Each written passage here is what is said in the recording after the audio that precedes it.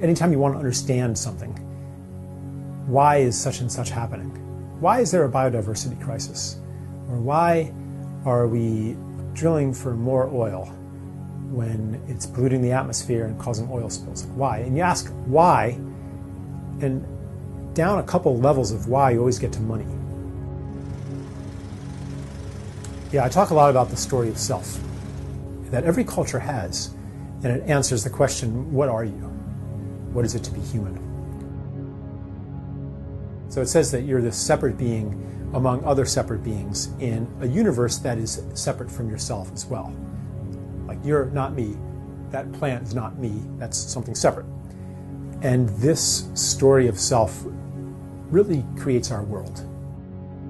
If you're a separate self and there's other separate selves out there and other species out there, and the universe is fundamentally indifferent to you, or even hostile, then you definitely want to control.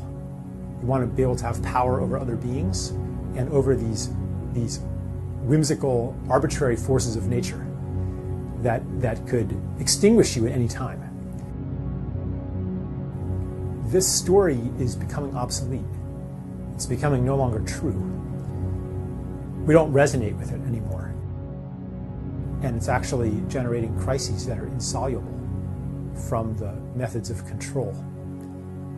And that's what's clearing the space for us to step into a new story of self and a new story of the people.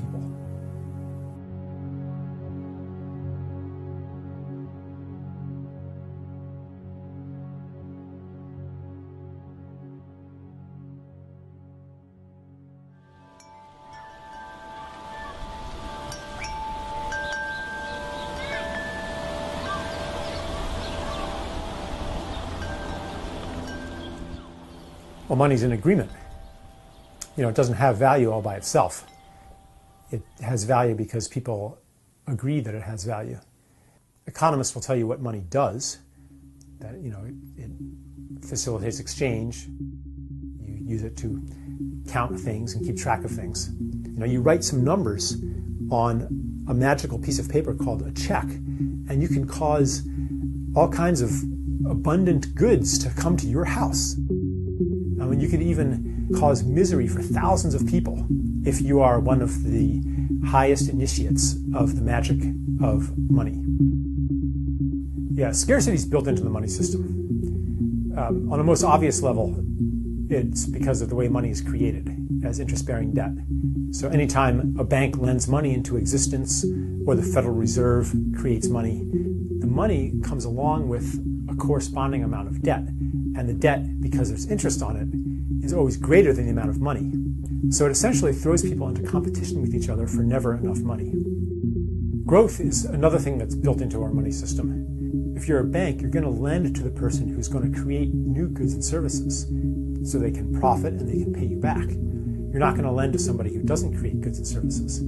So money goes toward those who will create even more of it. But basically, economic growth means that you have to find something that was once nature and make it into a good, or was once a gift relationship and make it into a service. You have to find something that people once got for free, or did for themselves or for each other, and then take it away and sell it back to them somehow. By turning things into commodities, we get cut off from nature in the same ways we're cut off from community. We look at nature with eyes of it's just a bunch of stuff.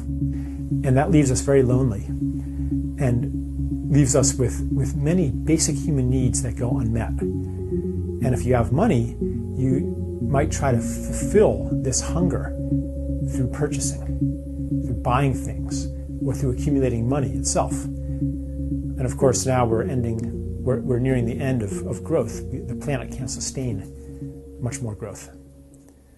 And that's why the crisis that we have today won't go away.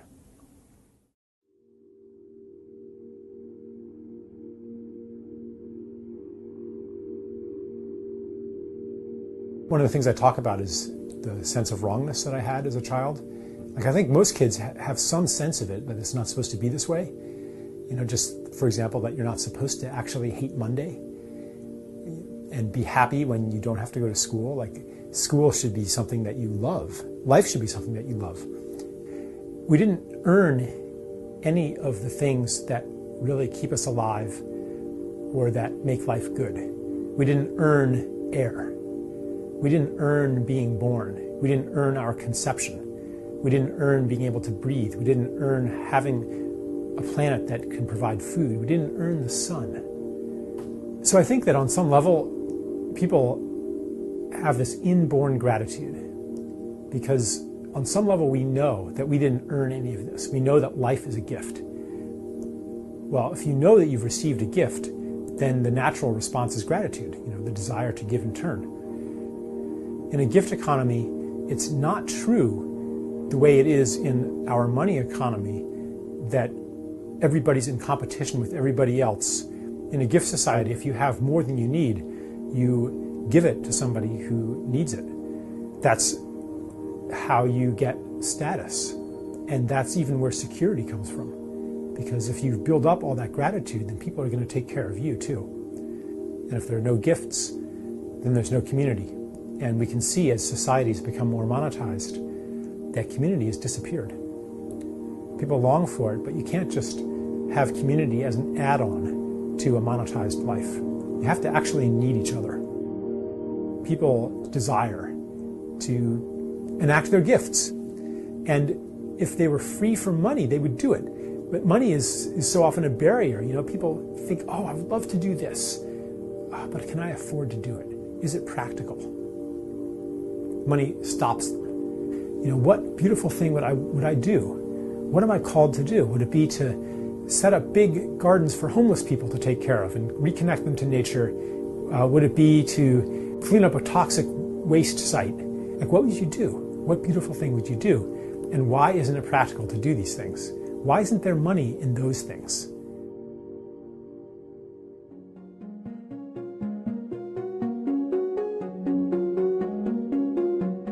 An economy that embodies the principles of the gift is an economy that is simply grounded in the truth. The task before us is to align money with the true expression of our gifts. It requires a very different mechanism for the creation of money and the circulation of money. They include things like negative interest, which reverses the effects of usury.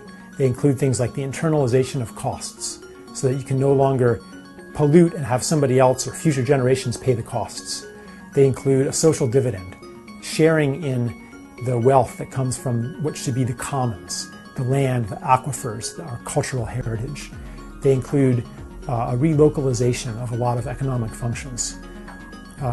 They include all kinds of peer-to-peer finance and the peer-to-peer revolution. What will it take to shift away from the current money system? Well, the current money system just works less and less well. Growth can only be maintained at a higher and higher cost. Even our best efforts can't keep the economy growing as fast as it needs to for the system to work. And that creates further misery. People just can't take it anymore. Even the people on top, even the winners of this artificially induced competition, they're not happy either. It's not working for them either. So I think that we're going to see a series of crisis moments, each one more severe than the last. And at each crisis moment, we'll have a collective choice. Do we give up the game and join the people, or do we hold on even tighter? It's really up to us to determine at what point this wake-up point will happen.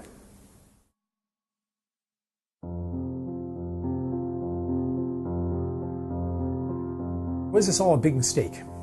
That's a good question, and it sure seems like it was sometimes. When you look around at just the horrors that have taken place on this earth and that are ongoing right now, and some people think, I just don't want any part of this. Civilization was a huge mistake. I came to see this whole journey of separation not as a mistake, but as part of a larger process. It started, I think, with the environmental movement in the 1960s. That was its first awakening into mass consciousness. And the astronauts went up and experienced the pinnacle of separation. And the photos that got beamed down, even today, it still evokes love in us. So we're falling in love with Earth. That's one part of our transition into adulthood. The other part is the coming of age ordeal, when the old world falls apart and a new world is born.